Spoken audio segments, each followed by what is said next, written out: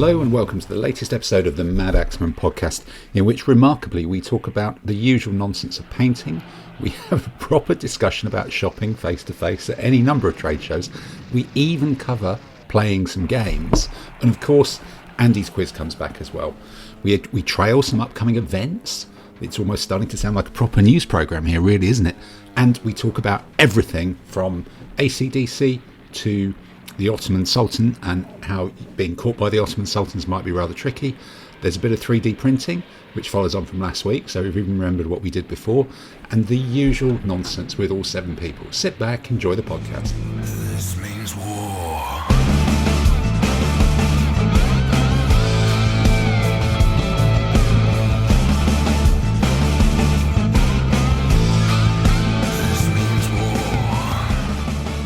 But without further ado, we are amazingly back, and we're back 7-handed, which is quite unusual. Whoa, we all return, and I think this is only 3 or 4 weeks since the last one, so we're really picking up pace. And by the middle of next year, we could be back to bi-monthly or something like that, if everybody's lucky.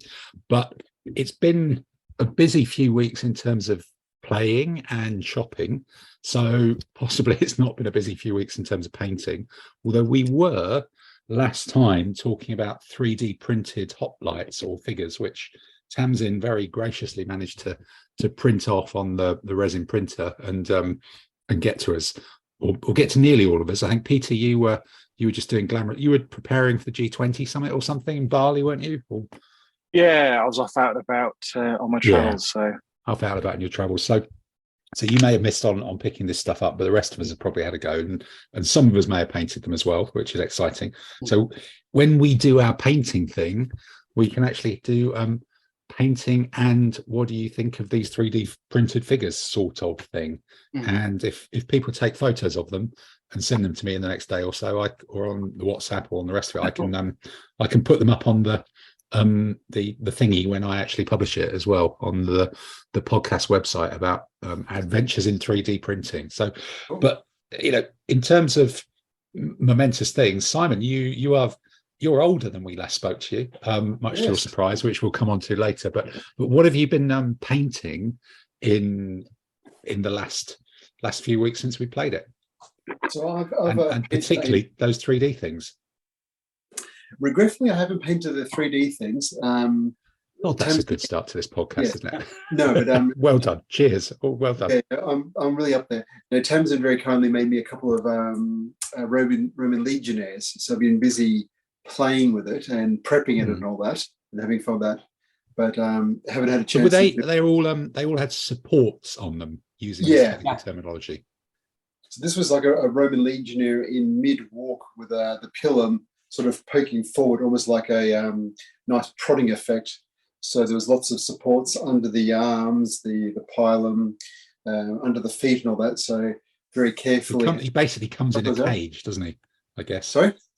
Basically, the figure comes in a cage, almost. Very much so. It's a very similar effect to what I got when I bought my 10mm fantasy figures. They're all in a cage. You can see being built up from the base plate upwards. Okay. So those haven't been painted. Has there been anything else that's been painted in the last few weeks since the pod, or have you been busy doing real stuff? Now I've managed to achieve a grand total of 4 cataphracts. Okay. So I picked up 25s, 15s, just the 15. So I picked up at BritCon. I bought. They were forged in battle were there, so my credit card had a slight accident on their website on their site. Yeah, and so I bought some of the nice cataphracts they've got just as random cataphract figure. So, nothing particularly exciting, but a couple of the models had the cataphract with a, it looks to be like a spear or a lance with a brass or gold. The windsock, you mean? Yeah, the windsock goldfish type of thing. So between that and another guy with a big hammer, that's the included general, because we've always got to have one of those for a cataphract. Yeah, got to have some windsocks, Yeah, they come up really, really nicely. So with a bit of the various army painted dips and contrast paints, look nice and shiny, nice the contrast, the ink goes into all the gaps and all that. Look quite nice. Okay. Oh, cool. Good. All right. Well, on Painting World, I'll go then to Dave on the basis that I can see you painting something or fixing something even as we speak. What's the last few? Oh, you're de-standing or whatever it's called, decluttering the what's its name thing. Which one did you have? I've got some Bara, and I apologise, Tamsin. I haven't had time to. That's fine. Painting them, but I'm just cutting one out of his cage. Yeah. As we're sitting here talking, and they're quite nice figures. And these are, you've got 15 and 28, have you? Oh, look, he's out of his cage. Okay, he's off and running. I'm just concerned. Do you have to wash them before you undercoat them? You can, Yes. but you don't. You can if you want. Depends. Depends how much you like them, I guess. I've primed directly onto the plastic. I spray primer. I've done directly onto the plastic, and I think I've done airbrush onto plastic. Works fine. Right, I've got this one, 3 of his cage now. First Bara, and the cage isn't too bad to get off, is it? No, shouldn't be. They come out quite well. There's a lot of plastic, a lot of resin around them. You think you've got to cut away, but they don't. They come out fairly easy. Yeah, it does, doesn't it? Some of those supports you can even remove just by pinching between fingernails. Yeah, I was feeling like it might damage it, but it came out fairly easy actually. Yeah. Little bit of the resin's pretty solid, isn't it? I think. Yeah, It's flexible. It's not too. It's not resin. It's PLA. Well, Okay. PLA plus. So it's. What's that? Is that the Chinese government army or something? No. Well, is it? No, It's an extruded 3D printer then. Yes, it is. Ah. And it's polylactic acid. Ah, okay. So it's Okay. with various extra extra chemicals put in to improve flow and such like that. And make it a And garish pigment. purple. Yeah. Yeah. Is the garish purple a kind of key part of it, or do you get to choose Well, that? you get filament in all sorts of colours. Okay, all right, that's good. So, It's Dave, what do you not reckon to the actual figures themselves? Are they ones that you would use? How do they? Because these are 15mm ones, and some of them were scaled up to 28s, weren't they? No, the 28. The 28 I used for 28. Okay, all right, they were designed differently. I think they've been the sculpting had been intended as 15, and the company just used the same sculpt, expanded up to 28. So the company scaled them up, not you. That was it. Yeah. That's the difference. Yeah. Okay. The 15mm, they're quite detailed. Yeah. Yeah, and given it was a printer that you said wasn't particularly super high resolution for this sort of stuff, it was pretty solid, I thought, as well. What do you glue the shields on with? Super glue, epoxy. Okay, super glue works, does it? Yeah. Yeah. Right, I'll just try that then. Okay, he's doing one as we I speak. use gel super glue. I didn't want to melt him or anything like that. No, it won't melt it. You can't use things like liquid polystyrene cement because it No, just like nothing. It isn't the stuff. Okay. All right. Well, Dave, is there anything else that you painted in the last few weeks? I can't believe I'm going to say this, but how long ago was the last podcast? 5 weeks. I think it was September. Object 5 weeks. 5 Oh, weeks. so you must have done some Vikings, mustn't you? I Or you hadn't think finished them by then. In which case, I probably painted almost all of a Viking army in 5 weeks. That's impressive. That's I've pretty really solid. enjoyed painting them. That's why Hmm. they've come out. I mean, I don't know. I'm short of 4 basic spearmen and 2 Irish javelin men, short of an army, but that's it. Wow. And they've come out. The Fortune Battle Vikings. The Fortune Battle Vikings are really, really beautiful. They've come out really well. They've come out really well. Yeah, I think those Dark They're Ages lovely ranges figures. might be the Dark Ages ranges might be better than the proper Ancients ones. Oh Actually. no, the Dark Ages ones have come on a level. I think because the sculpting's just got it absolutely right. If I can't wait for them to do another range. If they do medieval Even better, biblical. Biblical, yeah, that'd be good. Biblical Yeah. be nice. Some nice Assyrians. Yeah. Yeah, Hey, Dave. another Assyrian Yeah. army. That would be it. Okay. We'll All come right. on to that later. I've had a terrible time with them, but never mind. Right. Okay. No, Well, no, let's they come out these Forged in Battle Vikings. I particularly like the traders carrying booty. you've got the world's biggest baggage camp, or Yes, no. So each base has got a bloke with a duck or a box, or he's got flames or something like that. Hang on, let me see if I can find the guy with the flames. okay, he's actually on fire. His helmet's on fire. Yeah, as You've well. got a flaming Carrying a Viking. torch at the back. Can you see him at the back now? Oh, I see. Yeah, he's actually carrying a torch. Yeah. Oh, all sorts of different stuff. There's a lot of variety, Yeah. and the Huskarls in particular come out absolutely beautifully. Yeah, nice. Oh yeah, and a big shout for Damien at Donington's Viking flags again as well. Hmm. Yeah, no, I saw you use if quite a lot of those. anybody's, I mean, we could actually do a prize with it. I've got about 3 bags of transfers left over. I think I overdid it a bit, as I usually What do. flag transfers? Last when I did the No, Frankie, it's shield trial, I transfer. actually did Shield it on transfers, is it? Yeah, The well, shields are flags, Dave. both. Oh wow. Okay. I might be interested in some of the shields. You could definitely have some shields. I might, if you want 1 pack, 2 packs, probably. Yeah, thank you. Yeah. No problem. Absolutely no problem. Actually, yeah, maybe that's the Christmas special. It's like it will be presents from the podcast team, which is actually get rid of the tat you don't need. It could be a win-win, wouldn't it? Really, we could have a decluttering Christmas. This means war.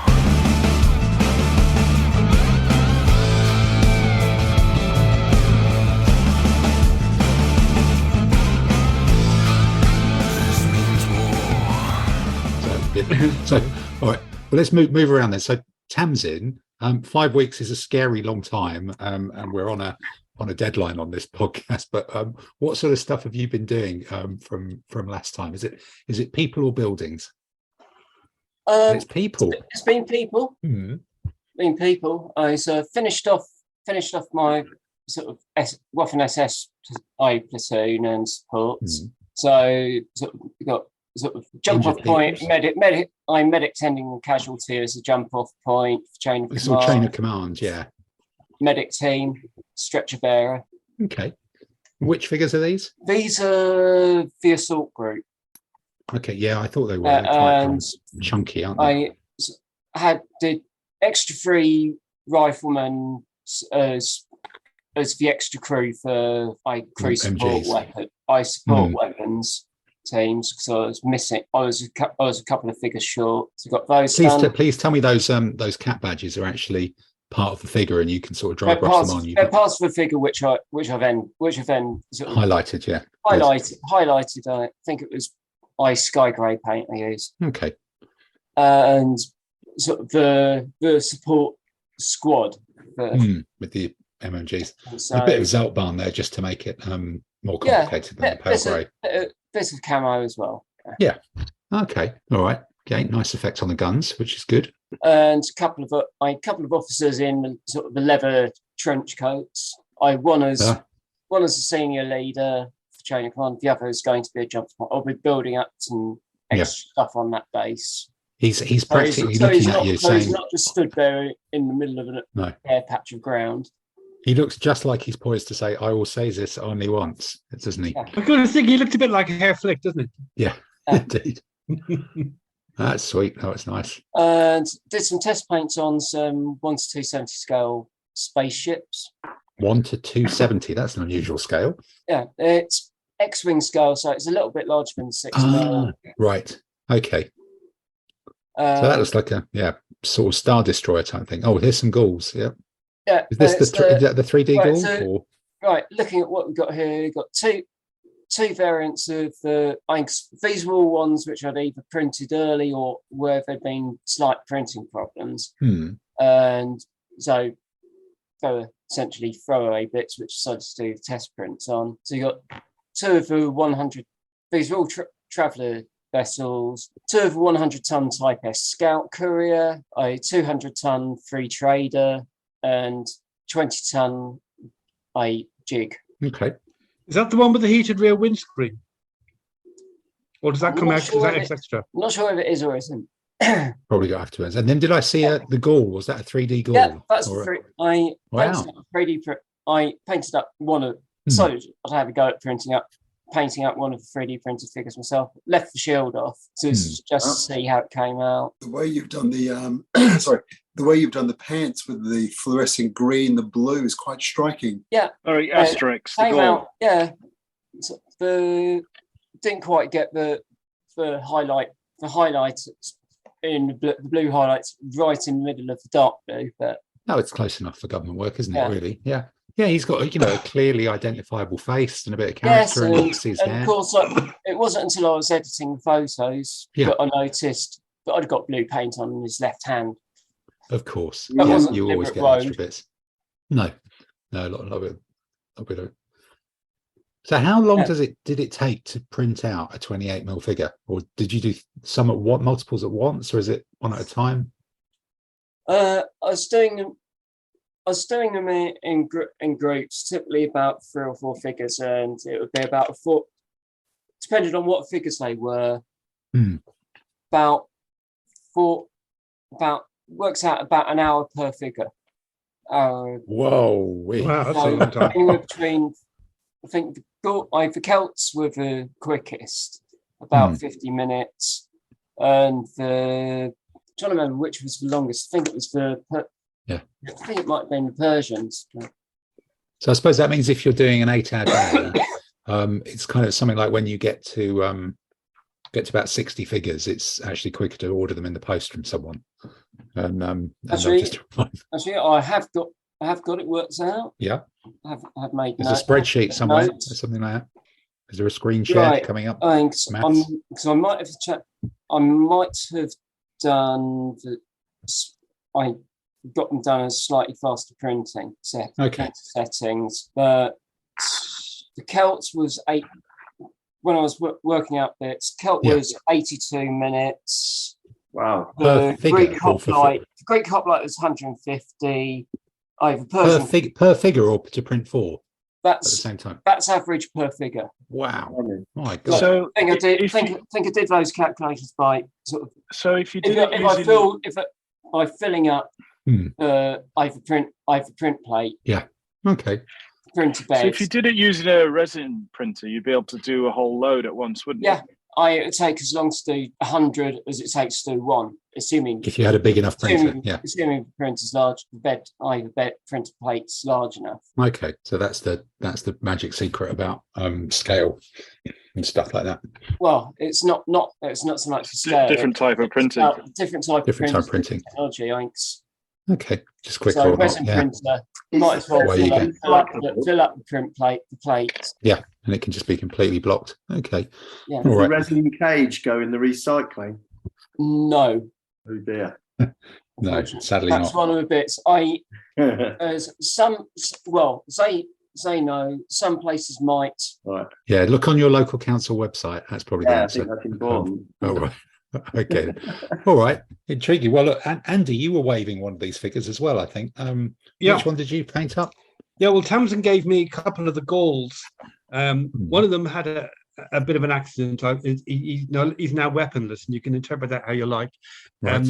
And when I started painting them, I did put paint on them, and I then found it kind of pooled, and it wasn't great. And then Simon said to me, "Oh, did you wash them?" So now I have. So then I had to sort of scrub the paint off with the toothbrush. It was a bit of an effort, but I've done that, and I've started again, and they're coming quite well. And I've actually even put some of the contrast paints on some of it, and some of the contrast paints are taking quite well on it. Yeah. Being Gallic warriors, I'm not going to try whether... fancy trousers like yours, but I mean, subject to that, they seem quite simple quite easy to paint. Yeah, because of the filament, I've layer lines. I wasn't certain. I didn't do try washes on mine. Yeah. No, but it's I'm going to have to make some. Give them a spear or something and work something out with the one that's broken. But I basically got these 28mm figures for commanders, and I must say, cutting the struts off them, I didn't find that difficult or fiddly at all. So I thought that went quite well. They're very light weight-wise, which is obviously good if you were having a whole army of these things.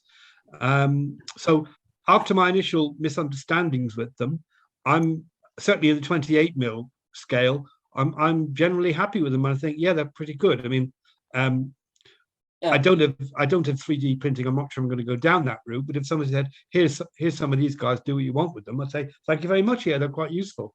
I'm holding up to the screen. Don't know if you can see it. The figure I was painting. Yeah. So I've given him a sort of a white hair, the white hair thingy, the lime in the hair. So that's makes that easy. So yeah, I'll paint try and do his eyes, give him a moustache and stuff, make him look a bit Gallic, paint the jewelry on him, and then that's kind of done. Apart from that, I've just been painting little bits and pieces. I kit bashed some light infantry from bits I had left over for an army for Brixham, and I'm in the middle of painting those.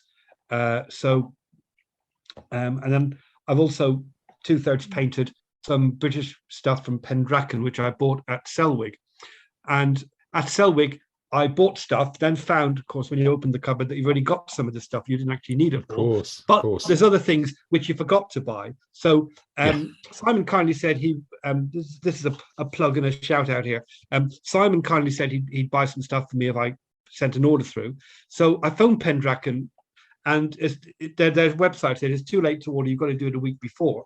But I spoke to Leon and said, will you have any of this stuff at the show for someone to buy? And he says, we'll print it for you, and we'll cast it for you. This was on Wednesday. I spoke to him Wednesday evening, and he already casted it and had it for picking up. So that's excellent customer service. What a star! Absolutely, yeah. So shout out for Pendraken. Their customer service I found excellent, that's good actually, because there are so many other wargaming podcasts which always talk really highly of Pendraken. So now we've got an excuse to join in as well. We're kind of. I mean, I just believe that people are quick to moan about things. And if somebody does something good, you should highlight that as well. So, yeah. No, that's grand. Good. Excellent. All right. And Peter, I'm guessing you've not done much in the world of painting, as you've been away and about, but I don't know. In the region of nothing. Basically due to being away from work and not wanting to go through multiple airports with various solvents stuff. Fine. Okay. Is painting below the radar of a world champion these days? No, I've got different opportunity to do some Cold War stuff. Don't know if you want to go on to stuff we bought. And let's do the buying thing on the next one. So then, all right. This means war.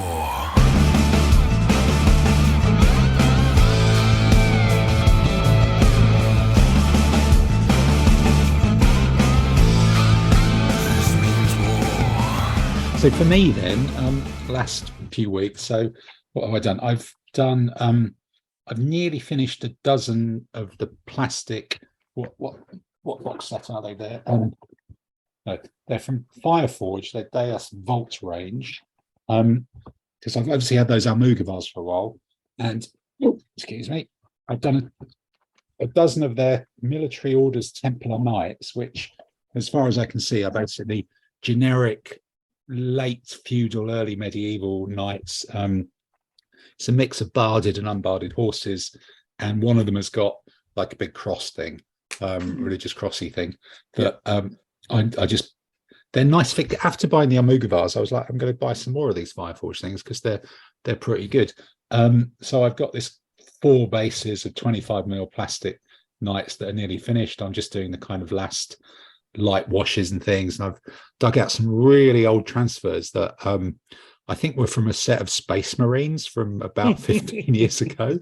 So as long as you don't look too closely, they've got Templar crosses on some of them, and then some of the other bits and pieces are kind of heraldic things, which as long as you don't know what they're from, and I've just told everybody they're from something else, so they're kind of looking all right.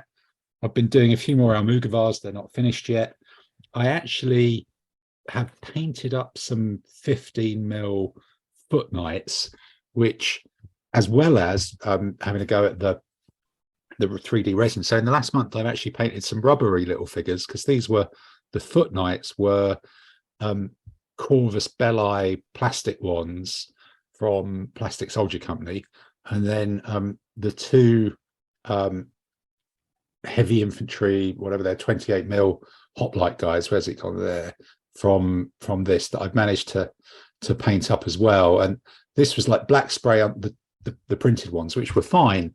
I think the one thing I found was these hoplites have got like a horizontal spear, which amazingly didn't break, but that's good.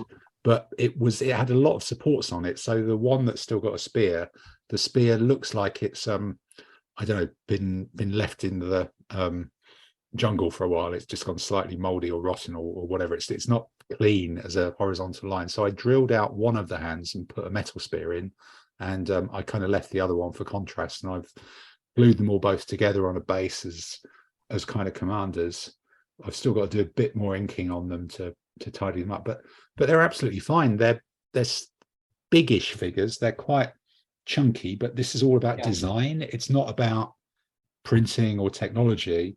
You know, you compare them next to a I've got some Victrix hoplites who, honestly, I think in a battle line they would stand up to sort of all right, but the Victrix guy's got a much smaller head. These and is just skinnier. So in a shield wall you might not see it, but the helmets and the heads on these ones, which is on the 3D prints, which is just the style of them, is kind of more old school metal. They don't, the thing is they mix better with old school metals than they do with modern plastic, hard plastic kit ones as well. But once they're painted up, you know, honestly, I think you can't actually tell the difference between the metal figure, the rubber figure, or the 3D printed resin, well, whatever it's called, PTSD figure or whatever it's called. Yes. They're just figures, aren't they? Really, PLA, I think it was, wasn't it? The hard plastics or something like that. Tabletop is up close. I mean, like Up really close. In the photos, you could make out where the layer lines are. But that's blowing up a photo to a full screen, isn't it? Sort of everything looks terrible. Foot away, holding it a foot away, you can't see them. So. No, you just can't. So actually, it's just about figure design, really, isn't it? It's, do you like the design and how much do they cost? And they all cost about the same. They're not within. Yeah. They're not wildly different at all. So yeah, and I did the 15mm ones as well, which I think, to be fair, I thought they were a little bit harder, you know, scaling the detail and on the shields and things down was, but then again, it's a 15mm figure, so I kind of squeezed one in between some cavalry on a commander's base, and look, it's a bloke hiding behind a shield, and I squeezed one in on a commander's base behind two metal figures, and he's a bloke behind two metal figures. It could be anything, really. The what else? I lost one of the shields, not really anyone else's fault but mine. But they're fine. The only thing was these weren't printed with bases. It was just the feet. Yeah. And I think printing with basing would make them easier to base. These ones I just glued on with super glue, and it's a commander and it's a fairly light base. But I think if you were mixing them with other things, that might be a bit of a faff, because I found the feet a bit small to drill, because the Fireforge hard plastic. Either 15mm ones, definitely. Oh, 15mm impossible. But even the 28s, I think these Fireforge Almugavars, you can fairly easily drill a little hole in the bottom of the foot and put a pin in it to pin them into the base a bit more. But these other ones, I found the feet were a bit too narrow. But again, that's design. That's not something to do with materials or anything like that. It's just kind of much the same as anything else. So, you know, good as really. Nice solids. I think a whole army of them. I guess there's a variety of poses, but I think an hour to print, that's asking quite a lot. That was quite a big ask of you to do all those. I can see why you might prefer it for the one-off sci-fi vehicles rather than trying to conjure up a whole army of individual geezers, when you can just buy some and get someone to post them to you ready done. Yeah, and so it's like I have material cost and naffle. It's more I think the electricity cost running the printer is probably more than that, but it's still cheaper than buying a metal or plastic figures. So true. Okay, well, Adam, you just returned. You are the second coming. Allegedly. Hello. Have you done any because you missed the last one as well, have you done any painting, or has it been a world of cricket and rugby and sport and stuff? Well, this is the embarrassing thing, because I have done absolutely no painting. Wow. I took those PMT figures from Tamsin, fully meaning to give them a go, and it didn't quite happen. So I made sure I came to this podcast, not so much to give to the podcast, but more as an attempt to fire my wargaming juices, to actually get back into the swing of things. So in the painting type thing, I don't really have anything to say apart from I am going to give the figures a go. Although I would say, talking about different materials, one thing that I meant to ask is Victrix have done their box of Roman archers, and it's like half Eastern and half Western. So does anyone fancy going half on the box of them? Because I need 2 bases worth and I don't need a whole box.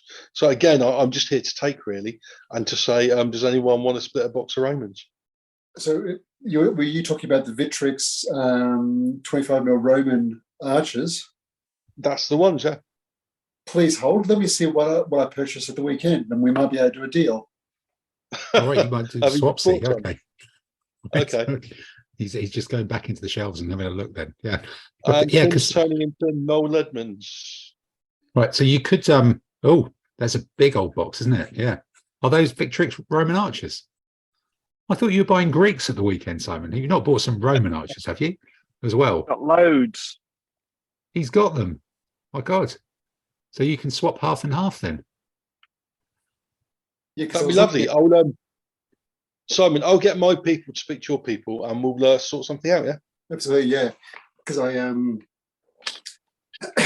getting into the what did we purchase at Warfare. I am. Well, let's have a musical interlude, and then we'll come back with what you purchased at Warfare. This means war.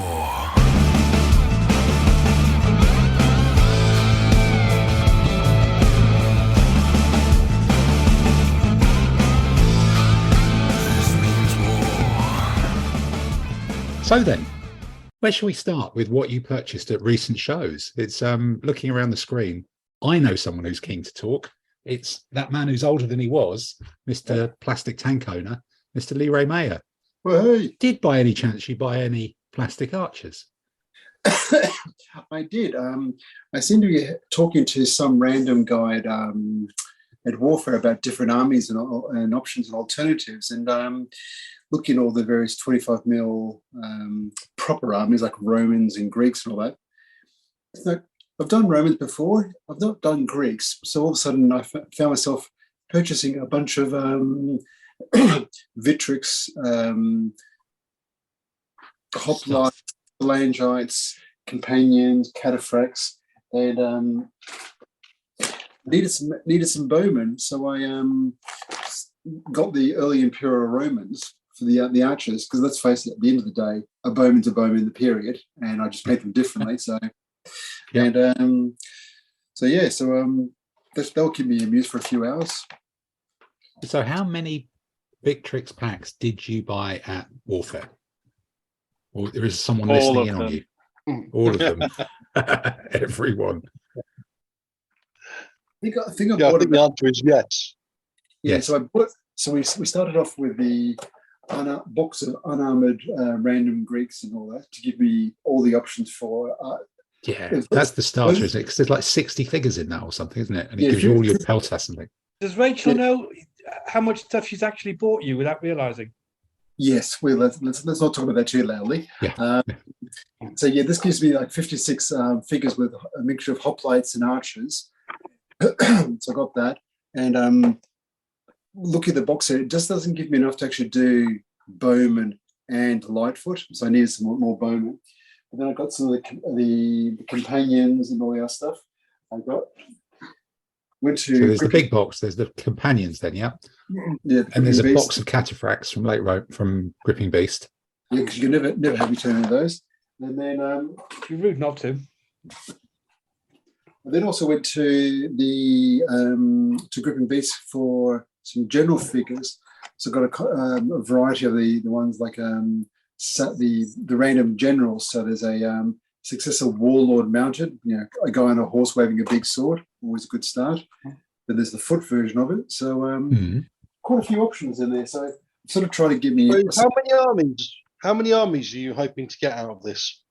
Probably about 3 or 4. So I'm aiming to be able to do like Seleucid, potentially Ptolemaic, the various other Greek armies and stuff like that with the pikeman options and all that. So probably about 3 or 4 different options because I can use my Chinese. I've got the Indian ally for my Chinese. So Indians and elephants. And I've got the spare elephants from them. That gives you the Greco Bactrian, doesn't it? Yeah. So it gives me a plethora of choice, which is always quite good with the 25mm army that you can sort of. Part of the idea of going Greeks was to give you something that can really morph around and try different styles of the Thracians, the Turned choppers, the elephant, then some javelmen, some pikemen, and all stuff that I haven't done before. So that should keep just in how they're depicted. Are you worrying about whether the Flang Giants are wearing the little dresses or the effeminate trousers, or are you going with it doesn't matter?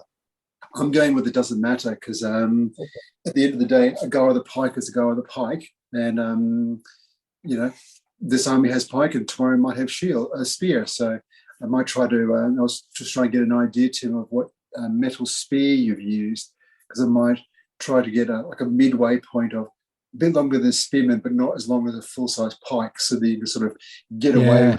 Today it's a spearman, tomorrow it's a pikeman. I think I've got how long are these ones? He says trying to see if I've got a ruler on this. Here it goes. So these ones I've got are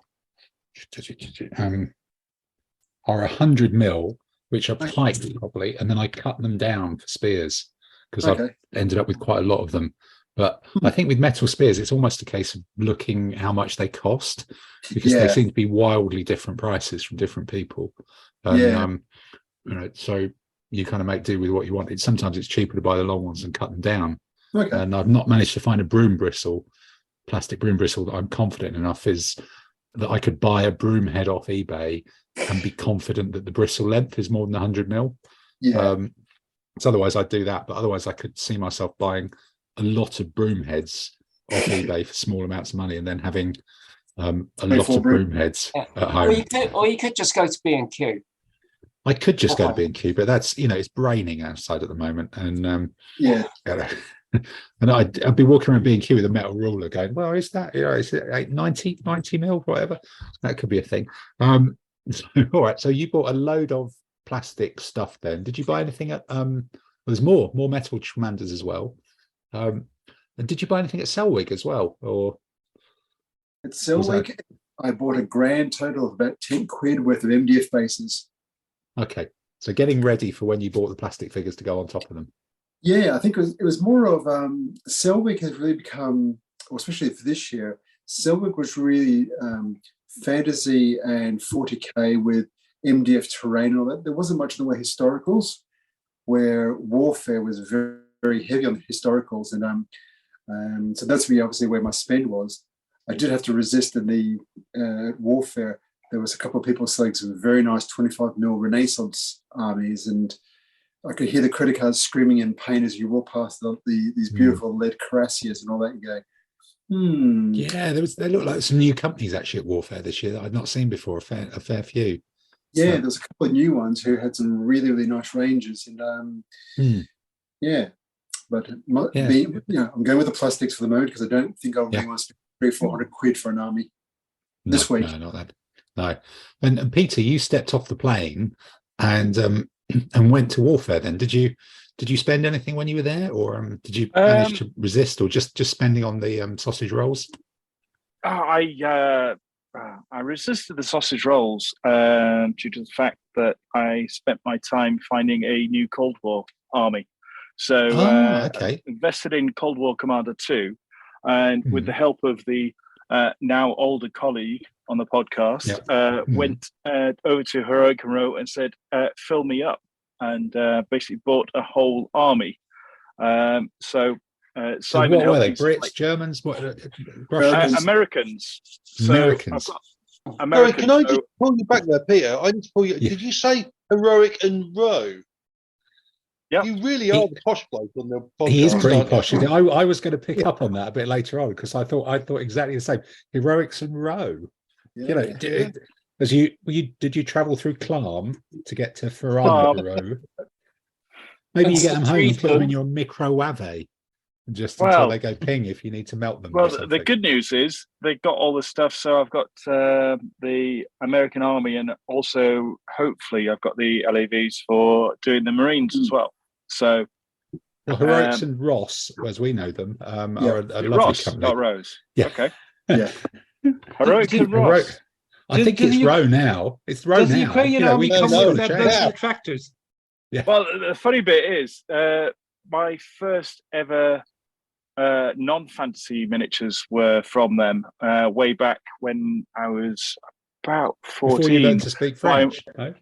Yeah, well, back then it was before I learned to speak English as I was living in Yorkshire.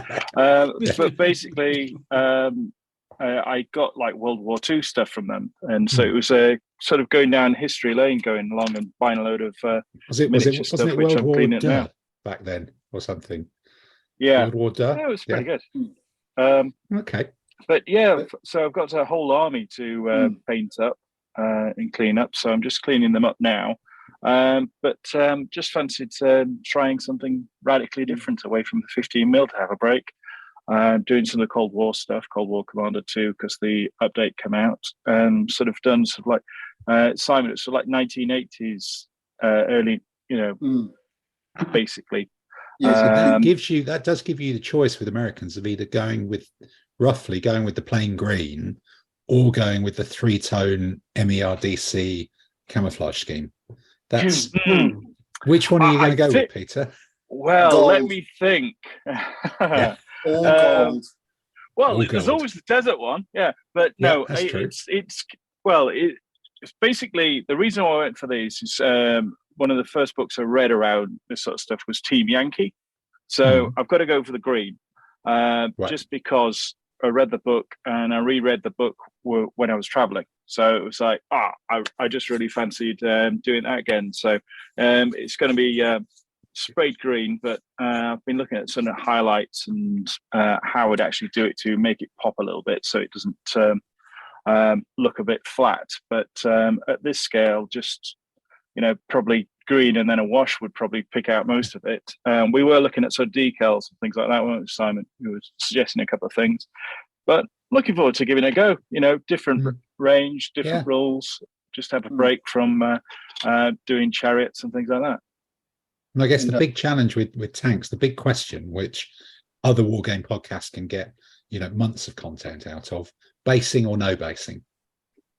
With my learned colleague, he said basing, just because then it's a lot easier just to get them all based and get them all moving around, picking them up and everything else.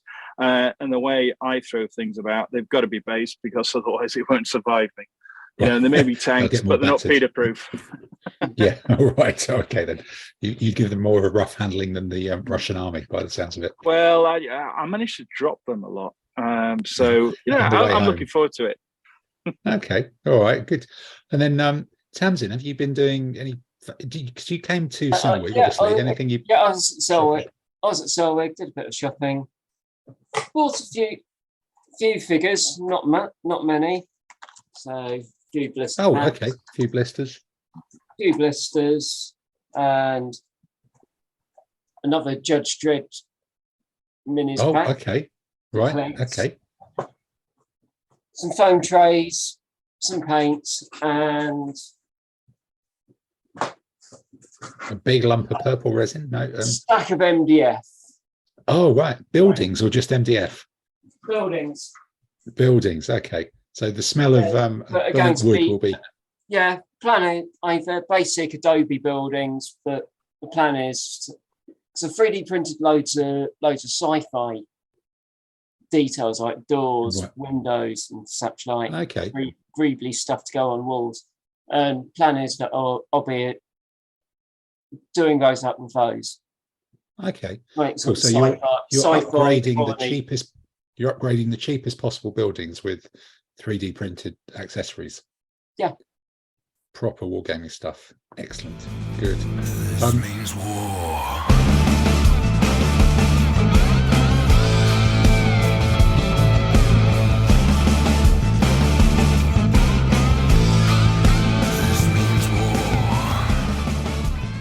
Dave, did you so that's 2 shows that you've been to as well as part of the gaming kind of world. What did you buy at those 2?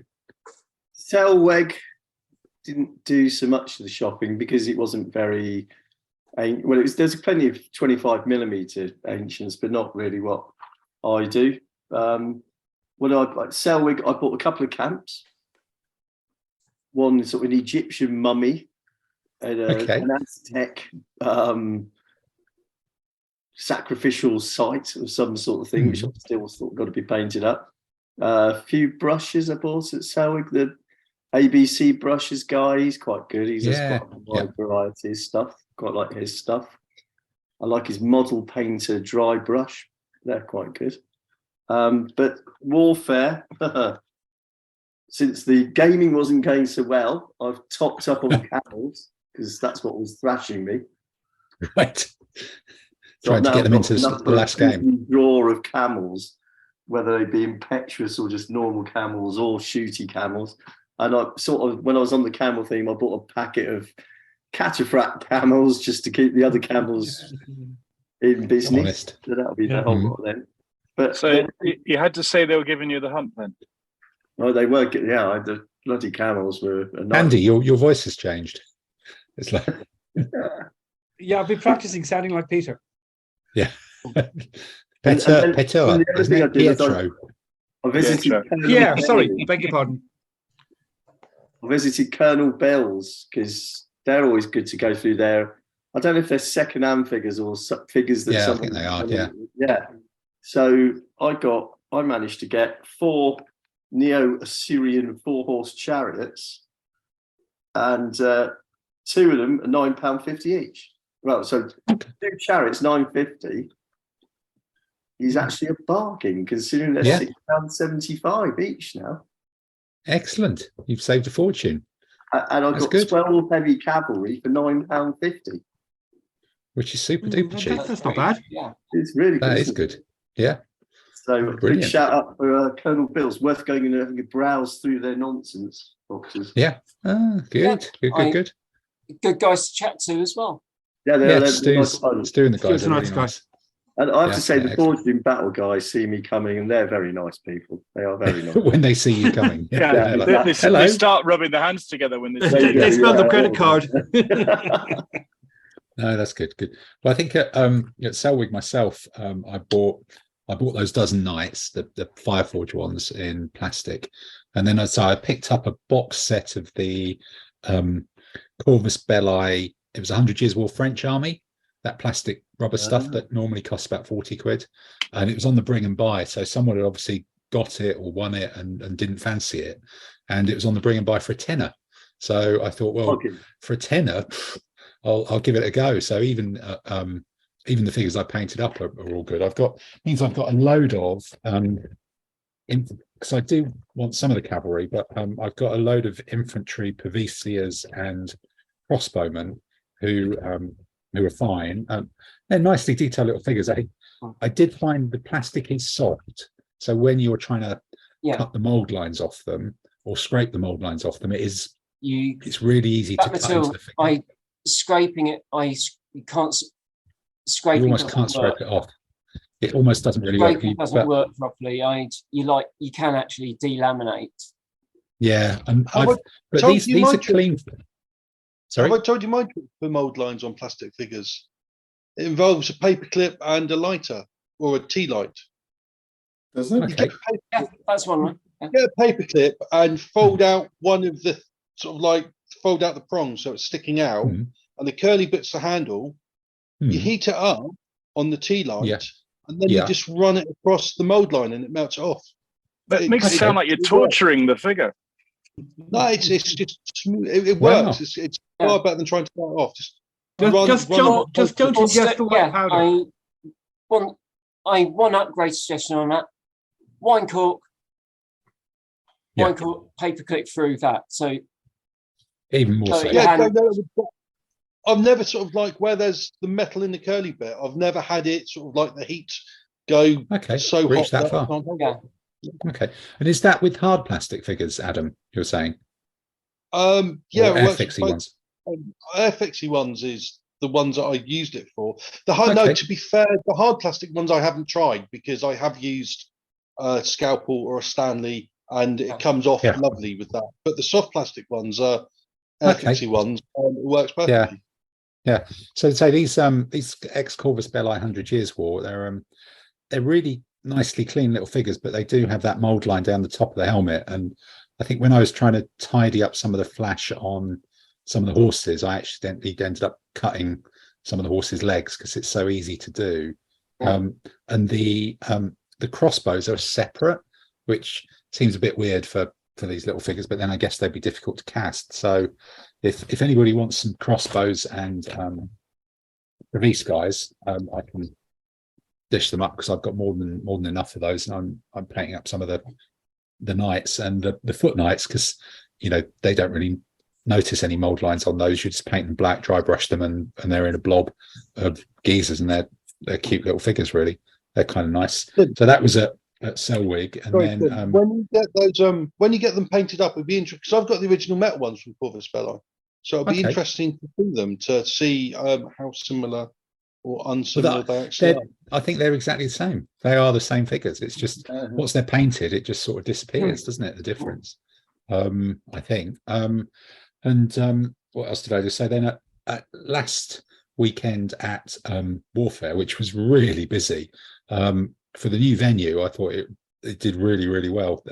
Definitely busier than last year at freezing cold Ascot, because although it did feel a bit cramped around the trade show area. I think hopefully they need bigger aisles or something next year. Huge amount of space for gaming. But so what else did I buy there? Yeah, I bought a box of those cataphracts, the new gripping beast set of something cataphracts. I can't remember which ones it is, because for my successor army we'll have some cataphracts as well. I think the new gripping beast ones is Parthians. Maybe it is. I might have bought the Roman ones actually, but I just wanted a set of cataphracts for my plastic successor army, which I'm going to paint up at some time, which I'm slowly painting as well. And then I bought a couple of other bits and pieces, which I'm just trying to remember what it was. Yeah, I bought some more plastic sets to use as prizes for Brixham, which is coming up in about 2 or 3 weeks. I realised that I've got some fabulous, goppingly awful Brixham trophies to match the fabulously goppingly awful Brixham trophies from last year. I think I've gone up a step in how horrible they actually are. I would find that very hard to believe. Well, let's hang. Yeah, Dave's waving one there. I don't say what it is. I'll wave it to you, and you can just tell us all in a verbal reaction. Where is it? What about this? Oh, look at that! Look, it's got a plaque on it. It's got there's a crab in there. Isn't it? There's a crab in there. It even says there's a dice there as well. It's all. Ooh. There's actually a dice in it. It's amazing. Look, dice. I think we need to tell the listening audience that it is actually. Yeah. Oh, I'm going to bleep that out, Adam. I'm going to bleep that out. Not that Tim has caught crabs. You'll be swamped with new entries for Brixham, Tim. You realise that? Yes, exactly. I could be. So there's first and second place trophies like that, but there will also be some proper some nonsense, free plastic stuff as well that goes with it. So that's all good. So yeah, that was kind of my main bit of purchasing over there. So I think that's it. And then just trying to look. Andy, what about your shopping exploits? Pendraken stuff. Some vehicles which Simon collected for me, the ones I gave the shout out for, and the infantry at Selwood, which I then realised I didn't actually need, but hey, I've got it, so what the heck. And in the bring and buy at Selwig, I picked up the basic set of Black Seas, the one that you Black Sails. Black Sails, Black Sails, yeah. or Black Seas. No, it is Black Seas. Black Seas, yeah. Black Seas, Yeah. So that's Black the one Sails is a series, isn't it? with the frigates and the I think it's got 3 frigates and 3 brigs or something. 6 brigs, yeah. So at some stage I'll be looking at painting. Swearing about rigging. That's what you'll be doing. Probably, You'll be swearing about rigging. That's right, yeah. For months on end. Yeah. Okay, that's good. Wife of the high seas. And sort of finally, Adam, did you pick anything up at Selwig after your massive hiatus from painting and doing cricket? I didn't. And to actually echo what a couple of people said, I tried. I went with a budget and I thought, right, I'm going to buy some shit and buy some stuff and sort of like get into it again. But I sort of like looked round and there was nothing that grabbed me, which was I found a little bit odd, because usually you can buy something even if it's a bit of terrain. But it was like I was almost like, I'll get a book for the sake of getting a book, and so no, I didn't, even though I did make that effort. I mean, I echo, I think, what you were saying earlier, Tim. Warfare was very well set out. There was a lot of stuff there. I could have happily spent... I felt at Warfare there was a lot of new companies that I'd never seen before doing stuff I might actually be interested in. You know, there was a couple of 10 mil... It was like... There are companies who print things. There are quite a lot of companies who print things, but on a commercial scale as well. Yeah, I even invested in some more brushes to do some dry brush. And... There's a lot of stuff. Essex have always attended Warfare. I've always thought Warfare at Reading was probably the best market of any of the war game shows. There was some nice terrain manufacturers as well, sort of like doing the MDF kits as well. So you know, it's sort of like, as you're saying, gave me ideas for doing more stuff or slightly different stuff as well. So I thought it was a very good show for that. Yeah, I think the historicals definitely. You know how you were saying about there was some new traders there who were doing stuff on a commercial scale. There was a company whose name escapes me, and annoyingly, they're not on the traders map for the venue. They're in one. They were in the Discovery Hall, where the Bring and Buy was, and they were just looks like a small trader, and they had a whole series of quite nice range of 25mm figures. So they had 7 Years War, but just some interesting figures. They had a whole bunch of pirates, so like Blackbeard and all that. So the resin printed ones? Yeah. So that's Black Scorpion. If it's pirates, Black Scorpion. I've got some. Black Scorpion. It's really they do nice. Single figures. Because I was very tempted because they had a bunch of what do you call it? A bunch of Vikings, but they had a bunch of random Renaissance-y 7 Years War figures, like assassins and other people who just looked quite cute. And I see they'll be a bit random just to have a bit into the just random figures in armies just for the sake of it, just gratuitous figures. They look really, really nice. I was very tempted to buy a few of them because they also had Dave and I saw them. They had some guy on a turtle and a snail as like as mountain. That just took my fancy. Oh, I've seen the bits about that company that do all the medieval marginalia. Okay, bits. All right. Marginalia. That's a new phrase. That is definitely a good word. Bits like the illustrated manuscripts. Right. I see. Yes. The silly bits that you see in margins. Where someone gets killed by a rabbit and eating a snail or something like that. Yeah. Okay, all right. Well, look, that's a good note to end the shopping section on then, really, doesn't it? This means war.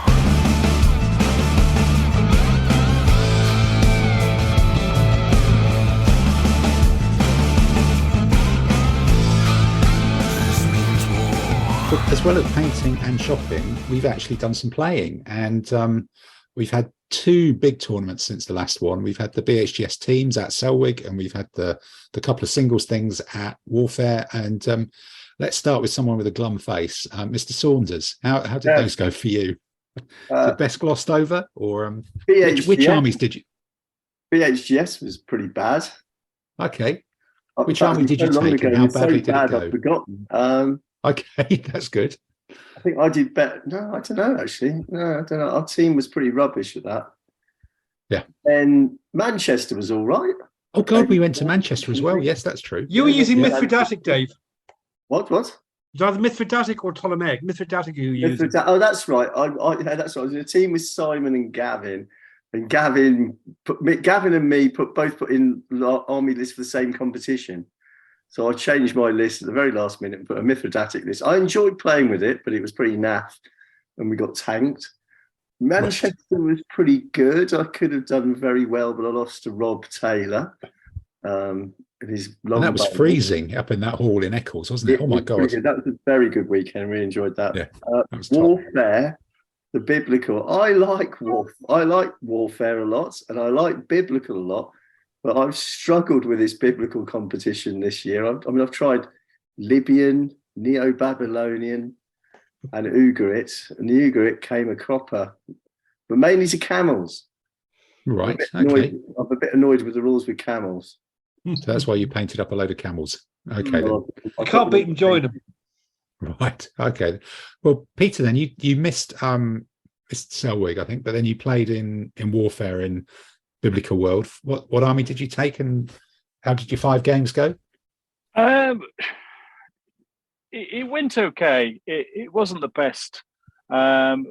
Basically, I just came a cropper. I just hadn't had time to practice with the army, so I had the Chinese, and I was like, I felt a bit one chariot short and one chariot too many at times with the way the terrain landed. So I went up against the Rafa's mythical sort of like chariots that seem to go straight through everything like a knife through butter on Sunday morning.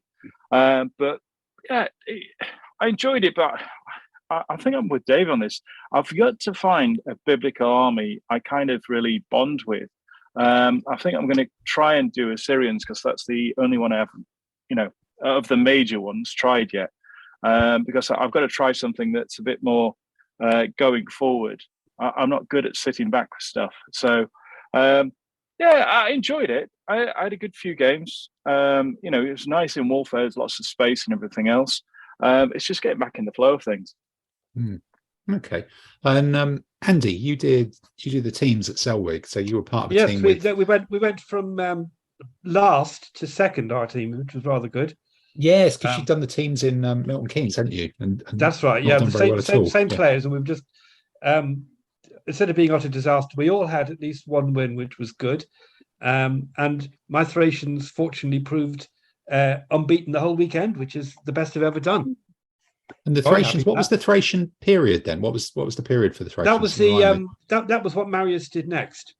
Okay, so it's Marion, right? So there were no cataphracts around then. Is that the secret? There were because Howard had Parthian, didn't Parthians. He? True. Okay. I nearly beat them. Right. Okay, but you didn't come across too many other ones.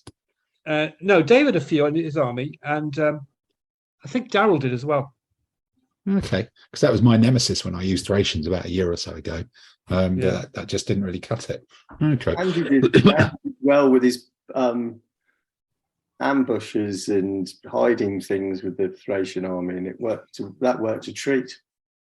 Used the train and jumped out. Okay. Yeah, but Adam, your expedition in Selwig in the 28 mil has to have an elephant period. That was really good. It's like my first competition in almost a year, and won 3 games and drew 1. And that was obviously due to the skill of the player rather than an excellent army design.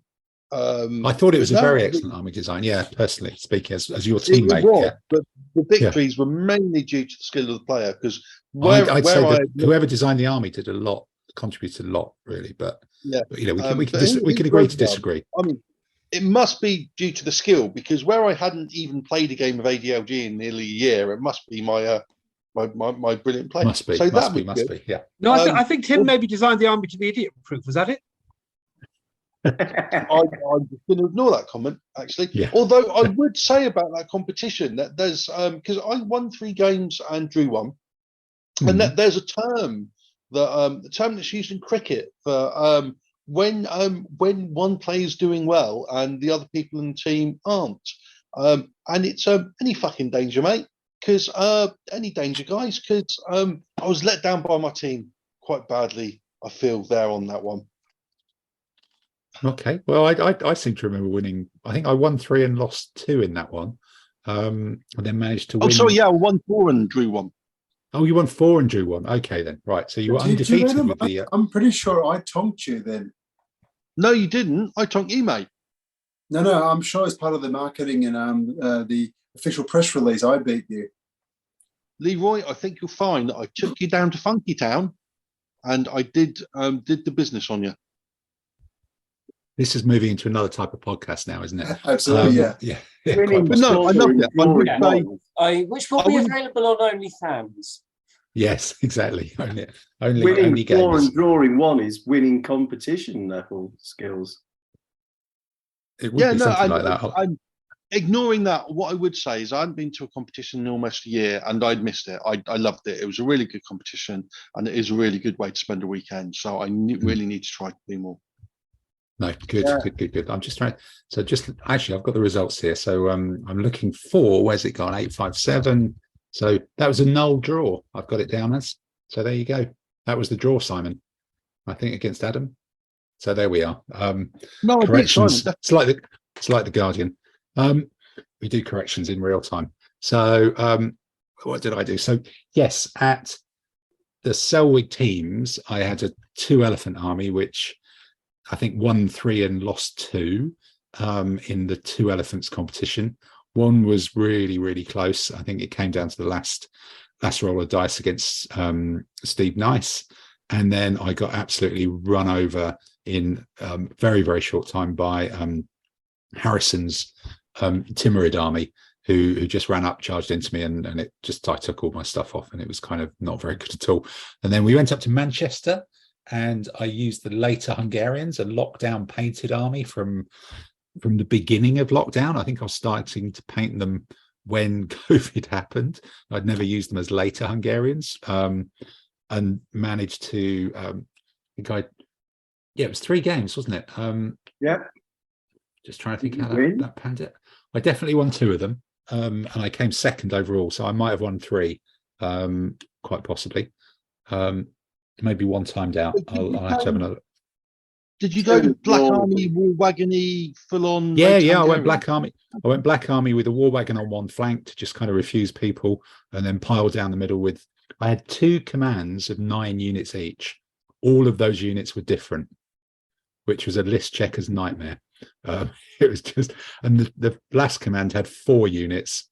But sadly, 2 of them were the same. I didn't quite manage to get all the commands with everything different, but it makes the spreadsheet really, really big. You have to turn the screen the other way around to see it and stuff. So that was grand. And it's fun. And I think last game I played Kevin, and he attacked my war wagon with a foot knight. And over the course of the game, I killed it and took no hits myself. So it's like, yes, the little blokes, the Peter Pig man being rude at the front of the war wagon, giving it the finger, was absolutely doing his job in spades, really.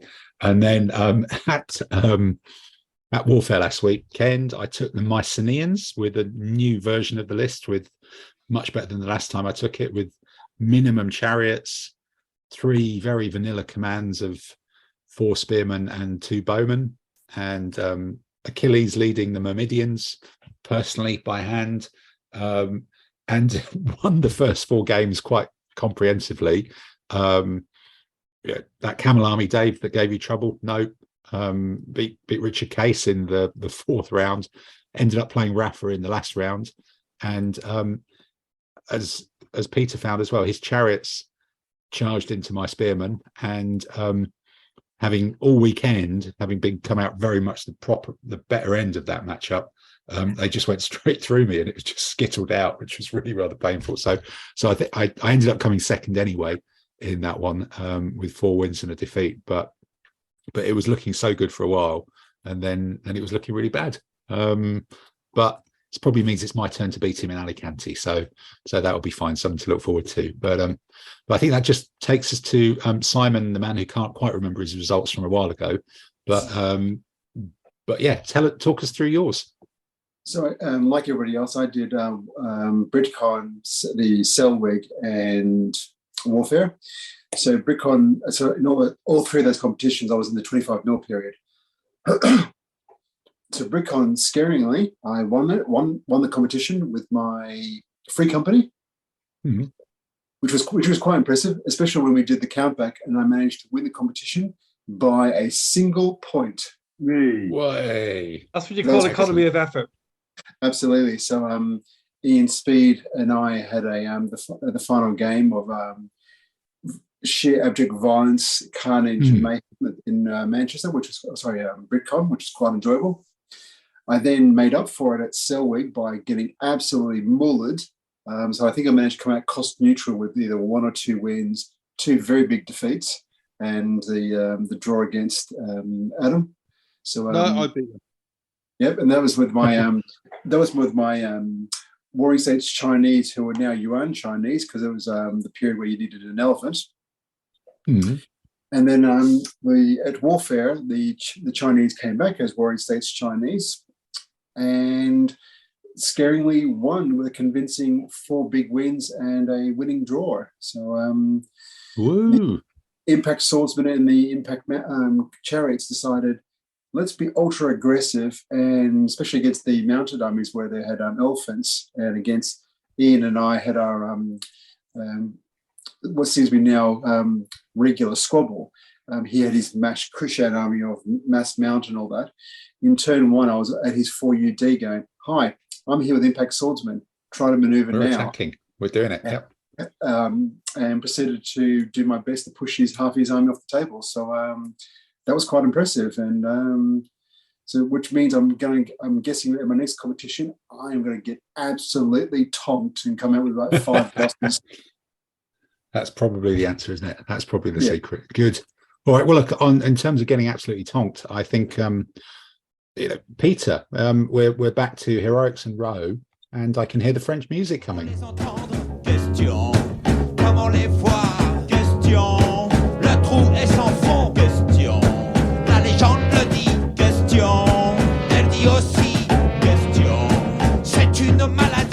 look, there it was, the musique française.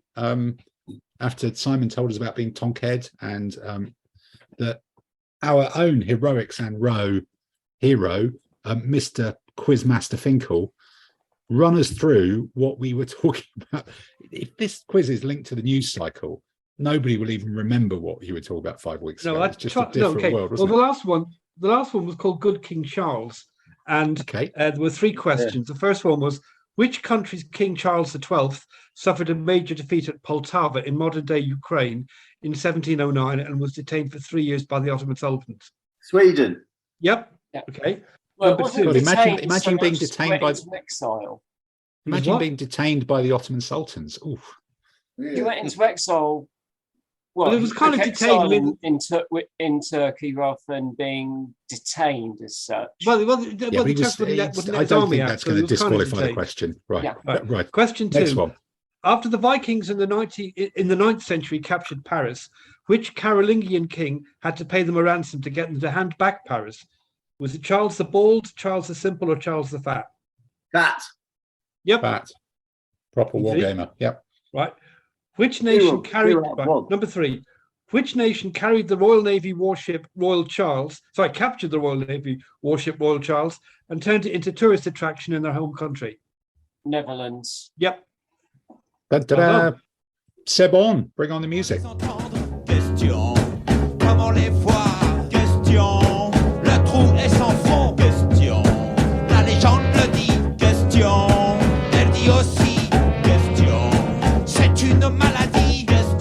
The music party. Andy, hit us with this week's questions. Right. Well, this one is about invaders of Great Britain, thanks to our Home Secretary banging on about that the last couple of weeks. Question 1. Very good to not mention the name, because it might be out of date by the time the quiz question comes Indeed, around. It could all have changed. No, I think it's the Justice Secretary who's about to be given the boot, isn't it? Anyway, invaders of Great Britain. Question 1. Which invading forces leader's soothsayer drowned when his ship sank, causing the leader to say that if the soothsayer couldn't see his own doom, he was no great loss? I think I know the answer to that. And it's one of Julius Caesar, Emperor Claudius, or William the Conqueror. Question 2. Which Viking leader needed 300 ships to transport his army to Britain, but only 24 to take the survivors home? Definitely know the answer to that one. All right, well, I won't give you the choices then. Right, okay. Question 3. Which of these ports was not the landing point for an invader who later became King of England? Milford Haven, Hull, or Brixham. Oh, good mention for Brixham there. Yeah, Thank that's you what anyway. I thought. Right. Pleased with that one, Okay. Good. Thank you. Let's cue the music. Question, comment les voir? Question, le trou est sans fond. Question, la légende le dit. Question, elle dit aussi. Question, c'est une maladie. Question. Well, look, we're into the final straight now, and I guess it's what have you got coming up? And I think, Adam, you're the man with news, exciting news. Oh yes, exciting news. Beachhead is, I believe, the 11th and 12th of February, and I can officially announce that the periods for the 15 meals will be anything before 539 BC, so it's Bronze Age charity type thing. Oh no, not again. Again, Not well, for last ages. time I did heavy metal, so it's not until February. I was thinking of going just Bronze Age, so you could have the 2-horse chariots without all the sort of like later ones getting involved, because that would be very different type games. But I don't think there's enough armies around. Yeah, I'm coming and I'm bringing the Hebrews. Just don't allow camels. No, it's just anything for 539. Oh, hang on a minute. I've got 2 25 bags of camels. I can paint them up. Yeah, you can do Brilliant. a Tuareg army or something. Or do a Bedouin. new army. You'll be good. Beachhead is where? Bournemouth. Bournemouth. Yes, Bournemouth. Oh, sorry, Bournemouth, as they call it. Bournemouth. It's slowly gone over to the south. It's, Peter, Bournemouth, Peter, as far as you're concerned, it's Bouche de Bourne. La Bouche Bouche de de Bourne. Bourne. Yes. Right. And what yeah, about the big toys? Big toys. I've gone with actually anything before 31 BC. On the grounds that I think Bronze Age biblical stuff is less popular than 25 mil. So to make sure as many people that want to come as can come, doing the proper big boys toys, it's going to be sort of like classical and Bronze Age. Bring what you want and have at it, really. So that's Are tickets on sale already on the Beachhead site?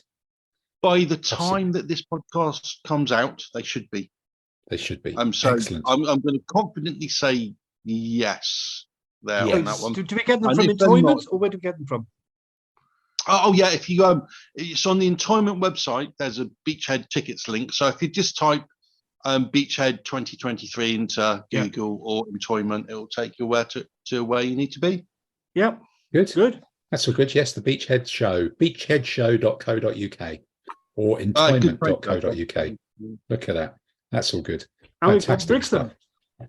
And we've got Brixham as well, which is currently running at 38 players with 24 in 15 mil and whatever that was, 14 in 25 mil, which is a flip from last year. But we've got a whole set of thing, and the big news there is I've arranged for an AC/DC tribute band to play in the local town hall on Friday night, which is perfectly geared towards the demographic and not something you get at many other war game shows. It must be said.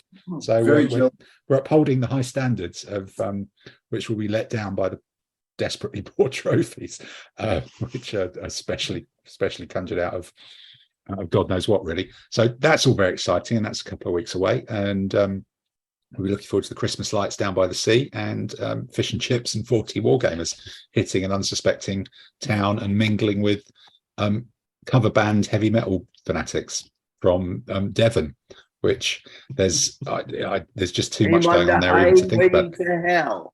Well, you might know highway to hell. You might know highway to hell. So heavy metal music Friday night, heavy metal wargaming Saturday. Exactly. So the highway tail being the A30 across Dartmoor, potentially, if you get stuck behind a caravan. Does the AC/DC tribute band do karaoke? I'm not sure there is a big difference. I think the difference between them, you couldn't put a cigarette paper between karaoke or an AC/DC tribute band from the West Country. It's all good. So that's exciting. And then there'll probably be a bit more painting. Anybody else got anything that they've got coming up that they're doing? Simon, what have you? What's in your pipeline, so to speak? Yeah, we've got the inaugural ADLG competition on the 27th of November, the Clive Memorial Wargaming event, which will be good. We've got, and if anybody wants to come down to London for that, how do they enter? Do they get in touch with you or? Yeah, so the details are on the Facebook site. They're also on the ADLG forum and the Central London Mob site. It's a one-day event. There's 12 players already. It's basically 30 Years' War and a few other random armies. So there's going to be at least one Chinese army because someone just wants to be difficult. And if you don't have an army, we could lend you one. Don't worry. Yeah. So that'll be good fun. Cool. Does that mean whoever wins that is world champion of ADLGR? Yeah, and it's probably one of the larger of the Renaissance competitions in the UK at the moment. Yeah, it could be actually. I think it could be the second biggest one after Burton, actually, with a dozen players. So, that'll be quite something. And okay, that's excellent. Anybody else got anything coming up that they're? Tamsin, you've got more stuff coming to you in the post to paint and shop, or are you just MDF opening for a while? It's mostly the next couple of weeks. It's going to be the smell of burnt. Prepping and priming the various spaceships that I've printed. I've been printing. So just over a month until the Analog Hobbies Painting Challenge starts. Oh my God! Smells coming from your flat. So the smells coming from your home won't be Christmas pudding then. No, but unless some of the stuff paints like that. It'll be. Depends. Do I aerosols? Do I spray can prime or airbrush? God, too many choices. And Peter, I presume you've got a week of. You've got kind of a couple of weeks of trying not to paint tanks gold. I'm basically going to be spraying these like mad and sticking them down and trying not to get glue all over the place. But the other bit from Warfare, I bought some dry brushes because I saw this paint technique called slap chop. So it's how to get it on and actually get some highlighting and stuff on it. So I'm going to give that a go with some of the 28mm stuff because I've got a little project to do a 28mm chess set with miniatures, so I'm going to have a go at that for a laugh because I've got some different pieces, and plus I'm looking at possibly getting a resin 3D printer. You are going to get a printer? Ooh! Thinking of getting a resin 3D printer. I've been looking at it. Yeah.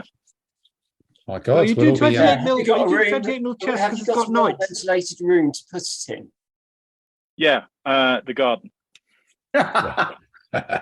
He's gonna put it in the pavilion, Tamsin. He's gonna put it in the pavilion. It's one of the things you'll find with a lot of people find with resin printers is that you need to keep.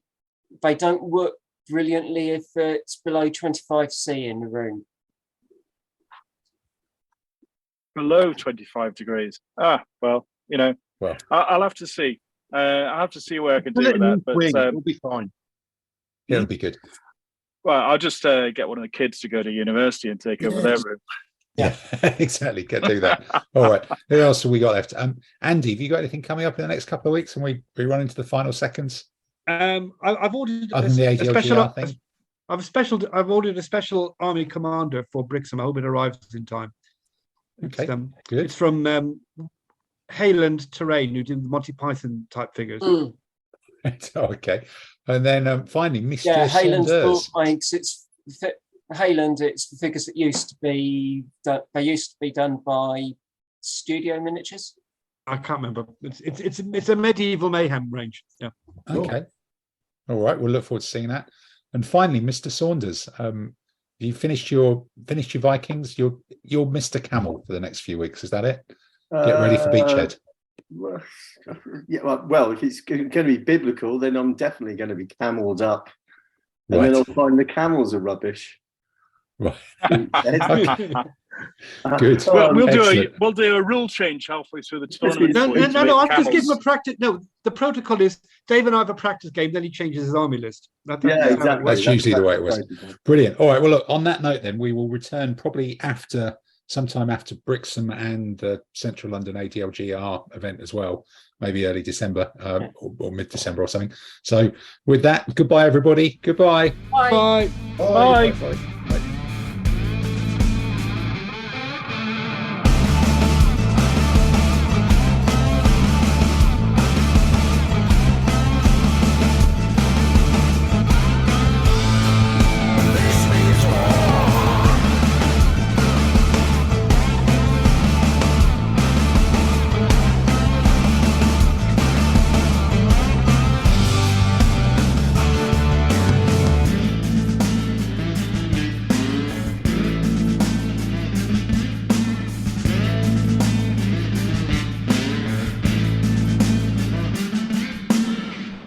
want to just do Peter and Simon talking about the ones they won. Winners' Corner. Which one or did something Peter like win? that. The Worlds. No, but we've done podcasts since then. He just didn't turn Yeah, up. but he wasn't there. Yeah, I know, but I that's was history, mate. That's a little ancient bit busy history. at the time. This means war.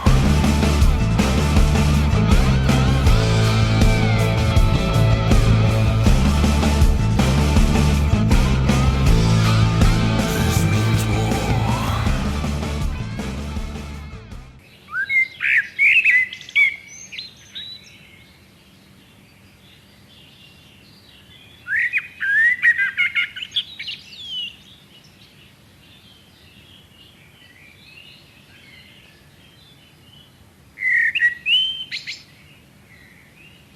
Fuck Bells off, you and heavy Brian metal Johnson. hippie.